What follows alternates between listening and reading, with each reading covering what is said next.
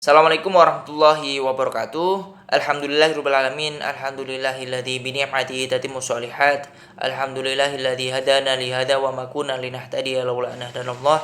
Assalatu wassalamu ala asyrofil anbiya'i wal mursalin sayyidina wa maulana Muhammadin wa ala alihi wa sahbihi ajma'in, amma ba'd. Baik, di video kali ini kami dari kelompok 8 akan mempresentasikan hasil diskusi kami yang bertemakan kajian manuskrip Al-Quran dan tafsir di Mesir, yang beranggotakan saya sendiri, Maulana Syahira, kemudian ada Mbak Alia Talhusen dan Mas Abdurrobi. Langsung saja kita lanjut ke pembahasan. Pembahasan yang pertama akan dijelaskan oleh saya sendiri, kemudian nanti dilanjutkan dengan Mbak Alia Tal dan Mas Abdurrobi. Dipersilakan. Perkembangan kajian tafsir di Mesir ini memiliki beberapa fase. Fase yang pertama itu fase pembentukan, atau kita sebut sebagai fase at-takwin.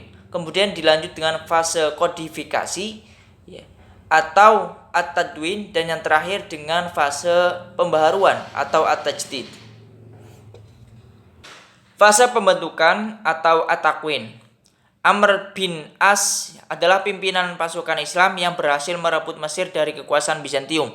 Dianggap sebagai orang yang turut berjasa dalam menyebarluaskan tafsir Al-Quran dari Nabi SAW. Tercatat sejumlah sahabat yang juga pernah melakukan perlawanan ke Mesir, yang juga turut serta mengembangkan tafsir tersebut. Semisal ada Abu Ayyub al-Ansori, wafat pada 51 Hijriah, Utbah ibnu al-Nudar, wafat 84 Hijriah, dan sahabat lainnya. Dari para sahabat ini, bermunculan tabi'in Mesir yang meriwayatkan dan menyebarkan tafsir-tafsir Nabi tersebut. Semisal ada Abdurrahman ibnu Hajiroh al-Khawlani, wafat 83 Hijriah. Kemudian Ali ibn Robah al-Lahmi, wafat 114 Hijriah, dan tabi'in lainnya. Pada fase berikutnya, terutama setelah Amr menjadi gubernur dan digantikan oleh Uqbah Ibnu Amir pada tahun 58 Hijriah, perkembangan kajian tafsir terus berlanjut. Beberapa sahabat dan tabi'in seperti Abdullah Ibnu Amir Ibnu Amr Ibnu As, wafat 56 Hijriah, Abdullah Ibnu Abbas, wafat 68 Hijriah, yang dikenal sebagai pendukung aliran tafsir Mekah, serta murid Ibnu Abbas sendiri yang bernama Mujahid Ibnu Jabar, wafat 103 Hijriah, Ikrimah Ibnu Abu Jahal, wafat 105 Hijriah, dan Hanas Ibnu Abdullah As-Sanani, wafat 100 Hijriah, sangat peduli terhadap tafsir Al-Quran. Dari para mufasir ini terlihat dominasi madrasah tafsir Mekah yang menjadi awal berkembangnya gerakan tafsir di Mesir.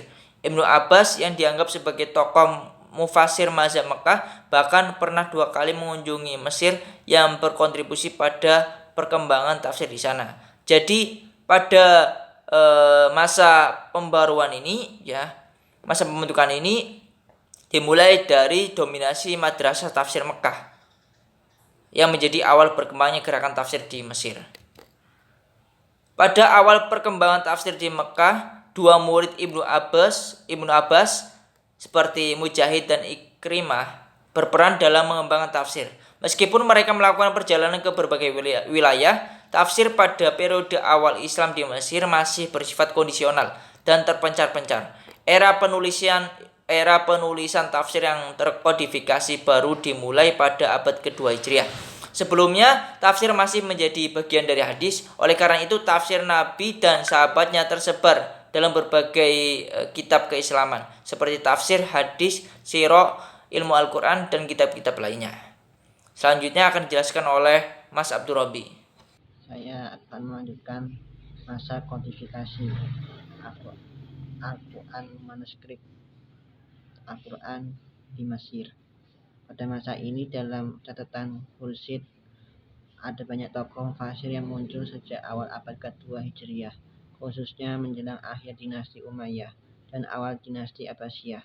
Tokoh-tokoh mufasir awal ini meliputi Atta Ibnu Dinar al-Hadafi, yaitu wafat 126 Hijriah, Abdullah Ibnu Wahab, wafat 197 Hijriah, Imam Al-Syafi'i, wafat 204 Hijriah, dan Abu Ja'far al-Nahas, wafat 338 Hijriah. Namun dalam penelitian Khursyid, karya-karya mufasir awal seperti Atta Ibnu Dinar banyak yang hilang dan hanya dapat ditemukan dalam sumber sekunder berupa kutipan yang disebutkan oleh beberapa mufasir dan muhadis belakangan. Asrul al-Tajdid atau pembaruan. Pada era sejarah tafsir di Mesir, perubahan signifikan terjadi pada masa Muhammad Abduh, wafat 1905 Masehi. Ini mencakup karya tafsir individu oleh Abduh dan juga tafsir Al-Manar yang dia tulis bersama muridnya, Rashid Rida. Selain tafsir Al-Manar yang ditulis oleh Muhammad Abduh dan Rashid Rida, fase pembaruan ini juga melihat munculnya beberapa karya tafsir lainnya, seperti tafsir Al-Maraghi oleh Al-Maraghi, tafsir Ali Said yang menfokuskan pada ayat-ayat hukum, tafsir Said Kutub, dan beberapa karya tafsir lainnya. Berikut merupakan contoh manuskrip Mesir. Manuskrip tertua di Mesir. Naskah tafsir Al-Quran Al-Busti merupakan manuskrip tertua yang disimpan di perpustakaan Alexandria, Mesir, dan juga merupakan manuskrip Arab tertua di dunia.